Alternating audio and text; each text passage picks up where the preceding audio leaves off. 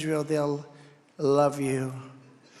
I said, my, things have changed. How things have changed, right, Miriam? So I was a little bit circumspect, to put it mildly. And I went out there, and that place went wild because they liked me right from the beginning. I don't know why.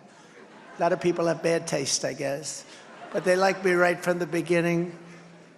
And I said, we love Israel, and we will save Israel, and we will fight with Israel. And the place went wild. I said, what the hell is going on? They love Israel. I hate to say it. Sometimes they love Israel much more than Jewish people in New York love Israel. Alan Dershowitz knows that. They really do. It's an amazing thing, and that's when it really started, and it was incredible. But you have Christians and evangelical Christians. They love Israel so much, and it's great to see that. It's great to see it. If we continue down our current path with 4 more years of Kamala, and I don't say Harris because when I say Harris, nobody knows who the hell I'm talking about. I just said it to another group. You know, Miriam has me working hard here. I have this group, that group, but this is the big one, right, Miriam? This is the big one. But don't worry, I said that to the last group also. No, she's got me working hard. But it's sort of interesting when you look at what we're doing and how important a mission we're on. If we continue down our current path with 4 more years of Kamala, Israel will be faced not just with an attack, but with total annihilation. And I hate to say it so much. It's total annihilation. That's what you're talking about. You don't have a protector. You have a big protector in me. You don't have a protector on the other side. And I've said long and loud, anybody, and especially over the last few years, anybody who's Jewish and loves being Jewish and loves Israel is a fool if they vote for a Democrat. But beyond that, if they love Israel, anybody that votes for a Democrat or Kamala especially, because this is the worst ever. This is the worst you've ever had. This one makes Barack Hussein Obama look like he loved Israel by comparison. But you should have your head examined, because it will face an unceasing bloody war to obliterate the Jewish state and drive Jews out of the Holy Land. That's what they want to do. They want to drive Jews out of the Holy Land. And they are not forgiving people. You found that out on October 7th. By the way, when Trump was president, you had no problems, did you? None. You had no problems. You ever think of that? I wanted to tell Israel that numerous times during the presidency, but I didn't want to do that and then have something bad happen. But nothing bad was going to happen. They didn't have the money to prosecute the war. Nothing was going to happen. We had everything in check, beautifully in check. And by the way, Russia would have never attacked Ukraine either, just so you know. We wouldn't have had inflation. We wouldn't have had that horrible situation in Afghanistan, where we lost 13 great soldiers, where $85 billion worth of brand new, beautiful military equipment that I bought, beautiful stuff. I bought and they gave it away. Beautiful, beautiful stuff. And we wouldn't have that. We left American hostages behind. Remember that. All of that wouldn't have happened. Think of it. October 7th would have not happened. That wouldn't have happened. And we wouldn't have had inflation. It was started by a stupid oil policy and a spending policy. We would have never had inflation, which has destroyed many families. Let me spell out bluntly the danger of 4 more years of weakness in this White House. If Kamala is reelected, Iran will quickly obtain nuclear weapons. They're already about ready to do it, okay? And you know, they were so broke, and I'm not looking to hurt anybody, but they were broke. I had sanctions. Anybody that did any business with Iran could not do business with the United States. I told President Xi of China, if you do business with Iran, if you buy 1 barrel of oil from Iran, you're not doing any more business with the United States, and I'm going to put on tariffs of 200%. And China didn't buy anything. And other countries likewise. Likewise, other countries. Thank you. Thank you very much. Thank you very much. Thank you.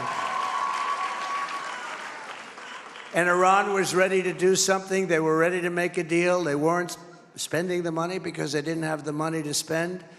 And you didn't have a single strike. You had nothing happen during this period of time. It was a beautiful time. Not a single strike. Thank you very much. Thank you.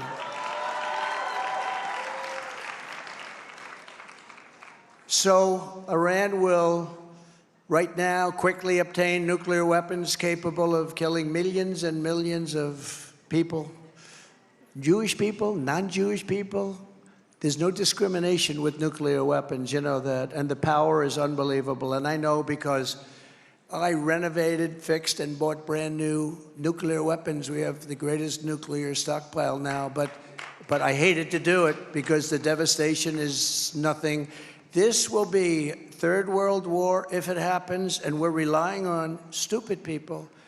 If it happens, this will not be 2 army tanks going back and forth and shooting. This will be, again, obliteration.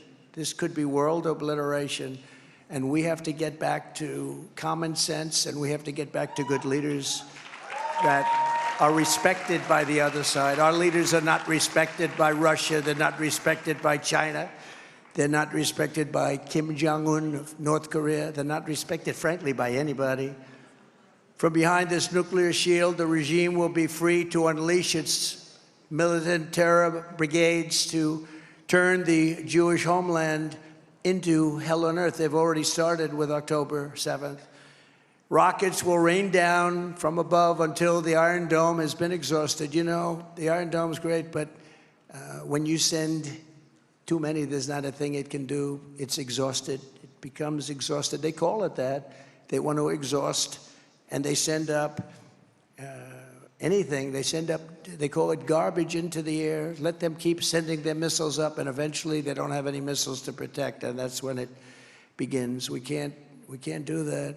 Terrorist death squads will conduct constant raids into Israeli territory from all sides, going door to door and torturing, raping, kidnapping, and massacring innocent civilians. This is what it is, and you know that better than anybody because you've just seen it. A year ago, Tel Aviv and Jerusalem will become unlivable war zones as suicide attacks grind life to a halt. So, as president, I would look at a map of the Middle East, and I'd see a massive, massive piece of land, and I'd see a little dot, just like this stage and that, right at the top. This would be Israel. And I said to Miriam, I said to Sheldon, I said to friends of mine, how can such a big piece of land, I mean, how could this be possible where you have that little piece of land surrounded by massive numbers of people and soldiers, big armies. Iran has a big army. Big mistake when another administration took out Iraq. You know, you had two for centuries. They would fight each other under different names, under religion, but they were the same strength. And they'd fight and fight and fight, and then they'd relax, and then they'd fight and fight and fight. This went on for centuries. And then somebody who wasn't a very smart person eliminated one of the sides, and the other one was left with nobody to fight. And now the other one basically has Iraq as a subsidiary. And Iraq is very rich, and so is Iran very rich. When I was there, Iran had no money. Now Iran has $350 billion, all made in 3.5 years. They took off the sanctions. But Iraq is like a subsidiary of Iran. Don't let anyone ever tell you. And Iraq has over $300 billion. So this is a very rich two nations, and they are essentially one. And they're getting closer and closer all the time. This is a nightmare that should have never happened. Iran, Hezbollah, Hamas, the Houthis, you see the Houthis all over? They've long dreamed of making all of this come true, and if Kamala Harris wins the election, her weakness and incompetence, she's grossly incompetent. Look, she can't do an interview, okay? And let me tell you, I won that debate by a lot. By a lot. You know, I walked off the stage, I said, man, did I beat her, even though I was against 3 people. I kept saying, I said, what are you doing here? And you know, the things I said were right. Like I said, we have massive increases in crime. And David Muir said, that's not true. The statistics show that crime is going down. Anybody in their right mind, take a look at what's happening from the border. That we have crime that's worse. I said, you're wrong on that. Crime is going down. Now let's go to the next one. I said, what the hell was that all about? I only have one regret, that I wanted to be elegant and I didn't want to attack the anchors, which would have been very easy to do. So I didn't attack them, but I should have attacked them because it was 3-on-1. It's like a basketball game, 3-on-1. It's very hard. But we did well. And you know what? Since the debate, we're getting great kudos because they're analyzing the debate. They say, you know, Trump was right. I was right on everything. She made up all these stories, a bloodbath story. She made up all of these stories. It's disgraceful. And that's the problem we have. We have a fake media. And so we have to fight harder, and we have to be stronger, and we have to be much smarter.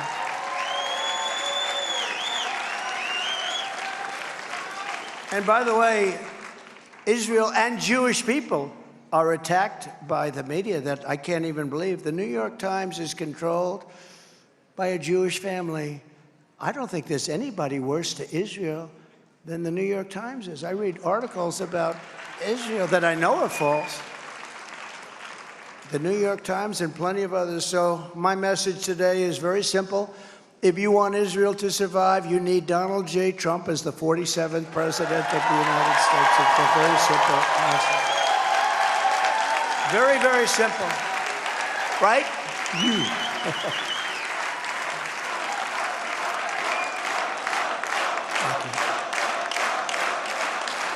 Thank you, everybody. Under my leadership, America will once again stand shoulder to shoulder with our friend and ally, the State of Israel. Right now, all they do is fight the State of Israel. Don't do this, don't do that. I will support the same people that gave us Afghanistan are telling you what to do, by the way, which every one of those generals should have been fired. You know, I knocked out ISIS in 4 weeks. It was supposed to take 5 years. I did it in 4 weeks. I had great generals. We have the greatest army in the world. But not the people that are on television. These are people that don't know what the hell they're doing. They should have all been fired. I will support Israel's right to win its war on terror, and it has to win it fast. Will you please win it fast? Win it, but you have to win it fast if you can.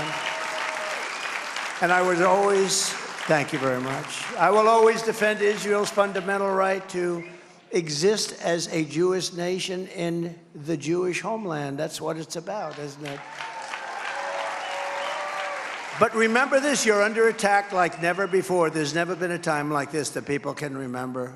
This was a period, they say, if you read, and I find it very interesting, but this was just before the Holocaust. I think there's a very great similarity because nobody can believe what's been happening. If Kamala Harris wins instead of the most pro-Israel president ever, which I have been already declared to be, you will have the most anti-Israel president by far, far worse than Barack Hussein Obama.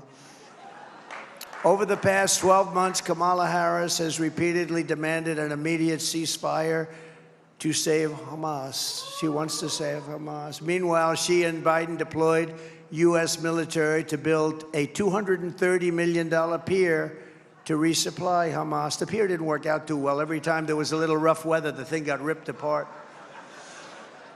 Those of you in the real estate business know what I'm going to say. Those contractors made a hell of a lot of money. $230 million every time there's a little rain. It blew apart. Wonderful job. This was not General Patton's bridge. General Patton knew how to build them. He built them fast and cheap. Kamala Harris has even suggested that she would consider imposing a full arms embargo against Israel, and what she wants to do. One thing about politicians, like she wants to defund the police, she wants to do all these things, no fracking, you know, now she wants fracking, no fracking. For 20 years, there will be no fracking. And then she's a chameleon. He said, that's true. She just yesterday reaffirmed her support for blocking major arms shipments, as you know, to Israel. She blocked them. If these are positions Kamala Harris takes before the election, just wait to see what she would do after the election. You won't have a country left. Israel will be doomed. I really mean that. Israel will be doomed. And, you know, I said to Miriam today, I said, you know, they have to go through a little tough love here today because we have to tell the facts. Israel will not exist within 2 years if she becomes president. And what a difference a president makes, big difference. Just 4 years ago when I left office, the United States and Israel were safer, closer, and stronger than they have ever been before, by far. Under my leadership, we totally obliterated the ISIS caliphate. We terminated its founder and leader, al-Baghdadi. I withdrew from the horrendous Iran nuclear deal and imposed the toughest ever sanctions on the Iranian regime. They had no money. They wanted to make a deal. The saddest part, they had no money. They wanted to make a deal. And these guys came in and they never made a deal. You could have made any deal, but now they're rich again because he took all the sanctions off and everybody started buying, in particular China. China went from buying nothing under Trump to buying billions and billions of dollars of oil a month. I withdrew from the anti-Semitic UN Human Rights Council, which was a big thing. I sanctioned the anti-American and anti-Israel radicals of the International Criminal Court. Many of you know what that meant. That was a big deal. I defunded the Palestinian Authority and choked off all of the money to Hamas. Don't forget, nobody ever did that. I said, how much are we paying them? Almost $1 billion, sir. I say, they treat us so disrespectfully. They say death to America, and we're giving them money. Why are we giving them money when they say death to America? So I said, how much money do we give them? Almost $1 billion. I said, tell them they're in default. You're not supposed to treat us that way when we give you money. Tell them that they won't be getting money anymore until such time as we make a deal. And I will tell you, we had them very, very close, and then we had an election that really hurt it, and too bad. But we did do the Abraham Accords and other things, but I would have even preferred to do this. We would have had something done. Just as I promised, I recognized Israel's eternal capital and opened the American embassy in Jerusalem. Jerusalem became the capital. I also recognized Israeli sovereignty over the Golan Heights. You know, Miriam and Sheldon would come into the White House probably almost more than anybody outside of people that worked there. And they were always after, and as soon as I'd give them something, always for Israel. As soon as I'd give them something, they'd want something else. I said, give me a couple of weeks, will you please? But I gave them the Golan Heights, and they never even asked for it. You know, for 72 years, they've been trying to do the Golan Heights, right? And even Sheldon didn't have the nerve. But I said, you know what? I said to David Friedman, give me a quick lesson, like 5 minutes or less on the Golan Heights. And he did. And I said, let's do it. We got it done in about 15 minutes, right? 72 years. You know, for 72 years, it's true. Planes would fly in, fly out, fly in. In the old days, there weren't such nice planes. But they'd fly in every year. They'd have a meeting on the Golan Heights. They'd have lunch. They'd have dinner. They'd have this. They'd have that. They'd leave. Nothing would happen, right? And then one day, Trump came along, and it was done very quickly. 4 years ago, last Sunday, we signed the historic Abraham Accords. It's a big deal. And secured peace in the Middle East. That was peace in the Middle East, really. 4 very strong countries, and we would have had all of the countries signed. I'll even make, we would have had, in my opinion, I know this sounds ridiculous, I believe Iran even would have signed because of all of the benefits and all of the trade and all of the other things. I believe that, but we won't get a chance to see that because the 4 countries are still 4 countries. Within 6 months, we would have had just about all of the countries done. Biden and Kamala have done no countries into the Abraham. It's still there with the 4, but nothing's been added to it. It's a shame. But from the moment Kamala got to the White House, she and Crooked Joe took over historic successes and turned them into unprecedented failure and peril. You know that. Harris restored funding to the Palestinian organizations immediately, giving them billions and billions of dollars. And much of that money went directly to Hamas. Then Kamala and Joe Biden delivered over $100 billion in sanctions relief, all stuff that I held back. And I would have been very good. They would have been very happy. I wanted one thing from Iran: no nuclear weapon. I didn't want much. No nuclear weapon. And now they're very close to getting it, and you can't let that happen. They're very close to getting it. Here at home, Kamala's partnered, and she's partnered with anybody she can. You hear the things coming out of the administration. You hear what they're saying. But she pandered to the Hamas supporters and the anti-Semites in her own party. The things she says, it's not even believable. She said that radical anti-Israel demonstrators at college campuses were, quote, showing what human emotion should be. Oh, isn't that nice?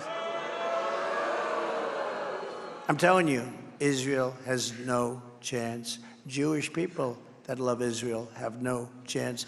As border czar, which she denies she ever was, but she was the border czar. But even if she wasn't, she was in charge of the border. So what difference does it make? She let in thousands and thousands of terrorists at our southern border. 21 million people, of which thousands of terrorists have poured in. When I was there, I let in almost none, almost none. They had a chart that was a very well-known chart. I liked it very much. It's probably my favorite chart of all time. Remember that? I looked to the right. Let me see that chart. I looked. It's my favorite chart of all time, but it showed the great numbers that we had. But one of the numbers that was released recently was that in 2019, one of my years, I don't believe this number, by the way. It was done by Homeland Security. I appreciate it, but I don't believe it. I had no terrorists coming into the United States. They had zero.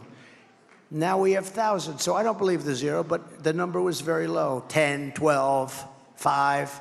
How can it be zero? But they actually have zero. That I had zero terrorists. So we used to check it, but we had very little. Now we have thousands and thousands of terrorists pouring into our country. It's so sad, and only bad can happen. Only bad things are going to happen. She imported migrants from terrorist hotspots all over the world, and now we have armies of jihadist sympathizers brazenly marching through the streets of our cities. I've never seen anything like it. Where did they come from? How did they get here? Kamala Harris is the candidate of the forces that want to destroy Western civilization. The other day, in fact, it was yesterday, the FBI reported that Iran has spied on my campaign. I'm going to have to hire Alan Dershowitz. Only Alan Dershowitz could do it. Iran has spied on my campaign. Think of this. And given the information to Kamala. What's that all about? That alone should get me elected. Think of it. Iran got the information from my campaign and gave it immediately to Kamala and the campaign apparatus over on the other side. I'm the candidate of those who want to defend Western civilization, defend Israel, and defend the United States of America. When I return to the White House, we will quickly restore stability in the Middle East, and we will return the world to peace. And remember the phrase, peace through strength. You know, I had no wars for 4 years. I remember crooked Hillary Clinton. Remember, she was up debating me, and she said, look at him. Look at his rhetoric. He's going to cause wars. I said, no, my rhetoric's going to keep us out of wars. And that's what happened. We had no war for 4 years, other than I finished off ISIS. No war. First time in 78 years, by the way, just to brag a little bit, because nobody else is going to say it if I don't. Israel will have the support it needs and the powerful ally that it deserves in the United States. Here at home, I will ban refugee resettlement from terror-infested areas like the Gaza Strip. We will restore the travel ban, some people call it the Trump travel ban, and keep the radical Islamic terrorists out of our country. That was upheld by the Supreme Court, and it really did work. Again, We had no terrorist attacks into the United States. Think of it. Now I'm talking United States, if that's okay. We had no terrorist attacks for 4 years. Nothing. Nothing. They knew, don't play games with us. And we will deport the foreign jihad sympathizers and Hamas supporters from our midst. We will get them out. If you hate America, if you want to eliminate Israel, we will throw you out of our country so rapidly your head will spin.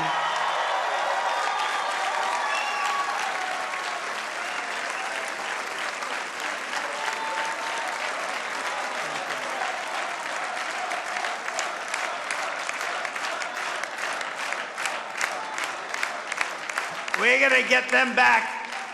We're going to get those beautiful kids in some cases, because they're always your children. You know, they'll say, oh, he said children. No, no, they're always your children.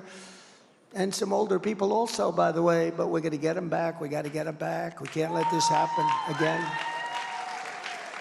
So incredible that you're to make the trip, so many people. It makes me realize how important this is, Miriam, frankly, for so many people to make the trip. And there's nothing more important than what you're going through. And there's nothing more important than the people that you love. And it will be so beautiful to see it work out well. We got to make it work out well. Got to make it. And to confront the crisis of anti-Semitism at our universities, I will tell college presidents that they must end the anti-Semitic propaganda, or they will lose their accreditation and they will lose all federal support.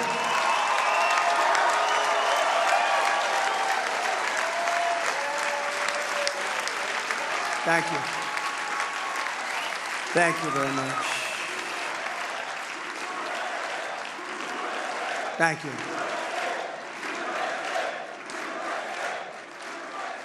Thank you very much. This is the most important election in the history of the United States, and it's also the most important election in the history of Israel. Can you imagine that? A non-Israeli election is the single most important election that Israel will ever have. Isn't that something? With all I have done for Israel, I received only 24% of the vote. But I understood that. That was in 2016. And, you know, it's one of those things. I thought I'd do much better. I happen to have a Jewish daughter. I have a Jewish son-in-law. I have 3 Jewish grandchildren. I thought I'd do much better. But I only got 24%. Think of that. And then I became president of the United States and was the best president ever for Israel and for the Jewish people by far. Nobody was close. I gave them Golan Heights. I gave them the Abraham Accords. I recognized the capital of Israel and opened the embassy in Jerusalem. And most importantly of all, I terminated the Iran nuclear deal, which was the worst deal ever made in the history of Israel, in the history of the Middle East. I was there 4 years, gave them billions and billions of dollars. I was the best friend Israel ever had. And still in 2020, now I've done all these things, so now Jewish people have no excuse. I got 29%. I went from 25 to 29%. Think of that. Honestly, you didn't treat yourselves well. You didn't. It was a terrible thing. And what made me even more upset about it is the current polling has just been announced. Now, I just announced the polls and I'm now polling at about 40%. That means 60% of Jewish people are going to vote for Kamala or a Democrat. And honestly, you ought to have your heads examined. You ought to have your heads examined. And those votes may be necessary for us to win. I say us to win because we're in this together. But who are these people? Who are the 60% that would vote? And I really believe that bad things, very bad things are going to happen. And I'll put it to you very simply and as gently as I can. I wasn't treated properly by the voters who happen to be Jewish. I don't know, do they know what the hell is happening? If I don't win this election, and the Jewish people would really have a lot to do with that if that happens, because at 40%, that means 60% of the people are voting for the enemy. Israel, in my opinion, will cease to exist within 2 years, and I believe I'm 100% right. You know, there's a hat that comes out, Trump was right about everything, and I believe I'm right. And that's a hell of a thing to say, but I believe I'm right. If I do win, Israel will be safe and secured. We will stop the toxic poison of anti-Semitism from spreading here. All over America, it's spreading. It's spreading like it's never spread before. I've never seen anything like it. I really believe it would be obliteration, and it'll happen quickly, too. It's very close to happening. With your vote, we will reject anti-Semitism in our schools, reject it in our foreign policy. We will reject it in our immigration system. But all of that starts with rejecting Kamala Harris at the ballot box this election. Number one, she doesn't know what the hell she's doing. She doesn't know. She can't do an interview. How do you think she'll do against President Xi? She can't do an interview. And I'm not even saying she's stupid for not doing that, but her handlers know what they're doing. Can't have it. We went through 4 years of that. We can't go through another 4 years of that. Together, we will save the United States of America, and we will save the state of Israel on November 5th, 2024. It will be the most important day in the history of Israel. It'll be the most important day in the history of the United States. Thank you very much, everybody. God bless you. God bless Israel. Thank you.